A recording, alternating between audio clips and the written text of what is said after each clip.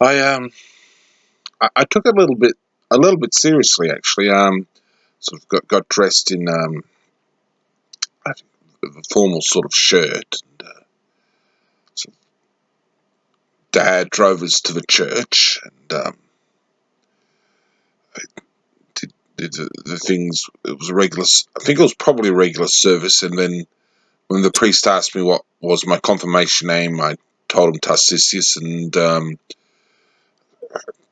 that's probably what had happened. I can't really quite remember, but it was a church service. I sort of vaguely remember I took seriously my confirmation in the Catholic Church, and yeah, my confirmation name was Tarsisius. Now I'd gotten Tarsisius from a book I read in year six in Sister Anne's class in St. Pat's Primary School, which is across the road from the high school in Cooma, near the Catholic Church. And there was two books in the library in St. Pat's class, in the bookcase in St. Pat's class, not the library, but in the bookcase in St. Pat's Sister Anne's classroom.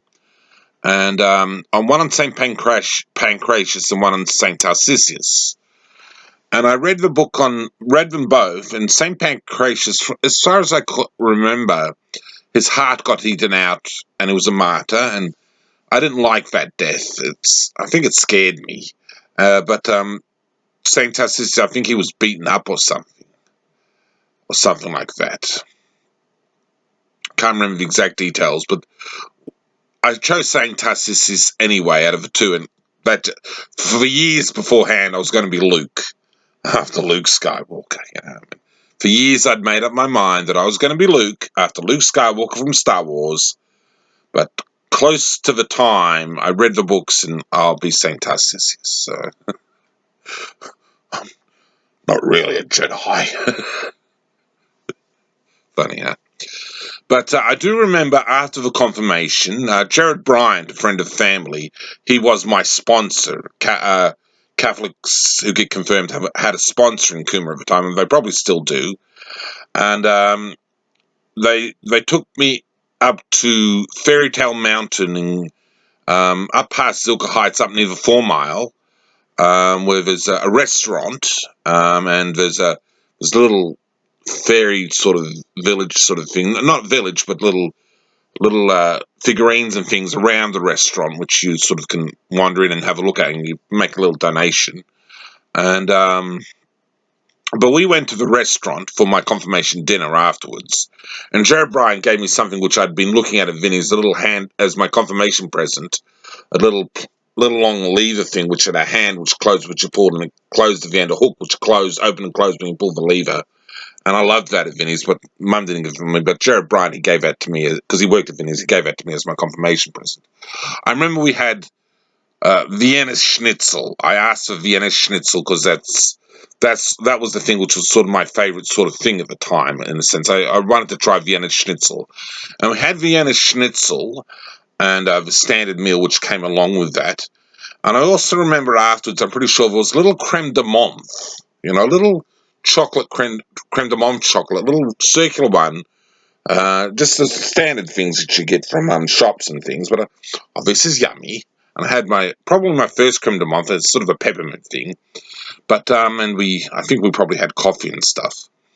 And that was my confirmation night. There's sort of the memories I remember of that. But Amy Grant sort of one of her songs, I think she's talking about her first experiences with something or another in a spiritual setting. I can't remember the exact song, but it's sort of I draw from what she went through, what she's describing in one of her songs. I think it's on I'll Lead You Home, or I think it's from that album. It could be an earlier album. Not I'll Lead You Home, Lead Me On. I think it's a song from that album, but it could be another one.